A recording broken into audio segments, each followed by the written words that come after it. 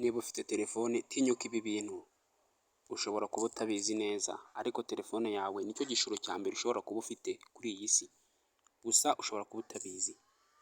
Nanjye Master G ndahabaye, ndakubwira byinshi bijyanye na telefone yawe, ese wayimaza iki, wayikoresha iki, ese yakungukira iki?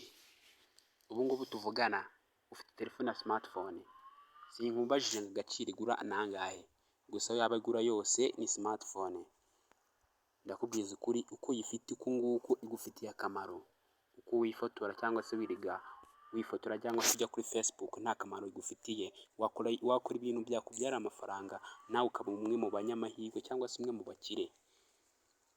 Gusa icyo ngusaba ni aka kantu, niba ushaka kugira ngo ube watera imbere, fata telefone yawe ukore ibintu ngiye kuba nakubwira, ni ibintu bigera kuri bibiri byonyine.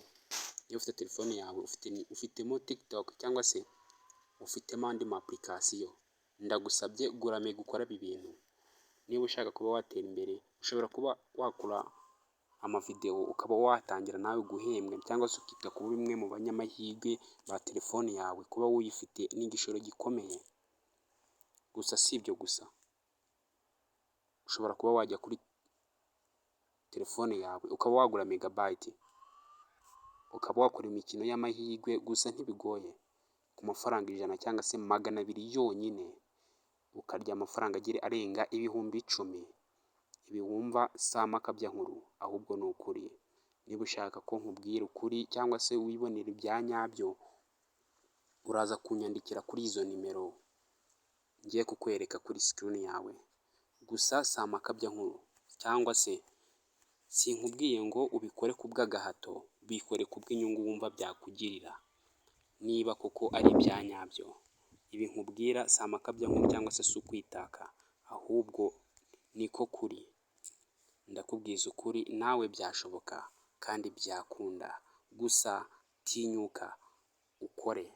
Andika kuri izi nimero, fata telefone yawe andika izi nimero, nurangiza unyandikiye kuri WhatsApp cyangwa se umpamagare umbwire bimwe byinshi byerekeye kuri telefone yawe, uko wakora ipari bikoroheye, nawe ukaba umwe mu banyamahirwe batunga agatubutse kuri telefone zabo bitabagoye habe na gato. Uyu wumva kuri mikoro ni Master G nk'ibisanzwe. Uramutse ukunda video zanjye urakanda subscribe, aba kuri TikTok nawe urakanda follow. Ndakubwira ngo uri umunyamahirwe, kuba wakomeje gukurikirana cyangwa se ukumva inama nkugira ni iby'ingenzi cyane. Uyu wumva kuri mikoro nta wundi ni wa wundi Kimenya bose, udatenguha ku bijyanye kubahe byiza kandi byabagirira akamaro. Ndabashimiye, mukomeze kugira ibihe byiza, ntimugire umujinya kandi ntimurakare. Master G ndabakunda cyane, kubanga nicyo cyaha kuri njyewe.